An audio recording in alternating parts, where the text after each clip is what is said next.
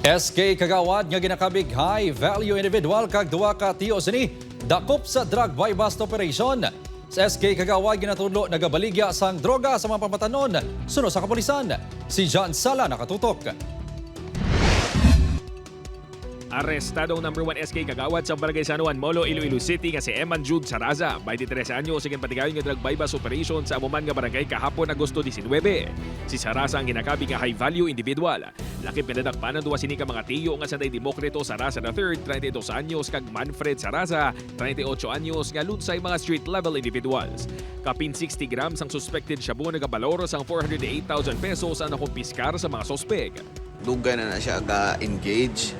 Ang mga tao dira, hindi lang sila makareport sa barangay kay because sa background ba lang ara siya sa barangay. Kung may complaint sila about kay SK sa ila nakita kag na monitor nga gahaboy-haboy siya sang ginapatihan nga illegal nga droga. Amo na nga daw mahadlok man sila. Dugang pa ni Captain Inot nakabaton sila sa mga tawag halin sa mga residente sa barangay nga nagaduso kag nagagamit sang illegal nga droga ang tatlo ka mga sospek kag ginatudlo nga nagasupply man sang droga sa mga pamatanon pati iman sa iban pang barangay. Based sa amon monitoring may ara gid siya sang mga ginaduhulan nga mga batanon dira sa San Juan. May mga times man nga ara sa iban nga district like City Proper.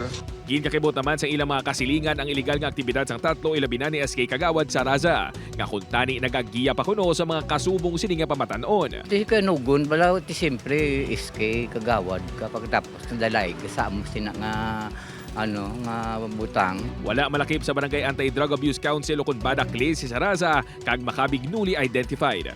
Wala man kuno nagkulang sang paglaygay kag panumdum sa mga opisyales ng Barangay Sipunong Barangay Jose Martin Maloto gani dismayado ini sa natabo. Na-shock man na naging bayba siya. Okay, kung nakasala, ikuan nila, bango na nila. Gintinguan sa news team mamako ang bahin sa mga sospek apang nagpaiway na sila nga magatubang sa news team.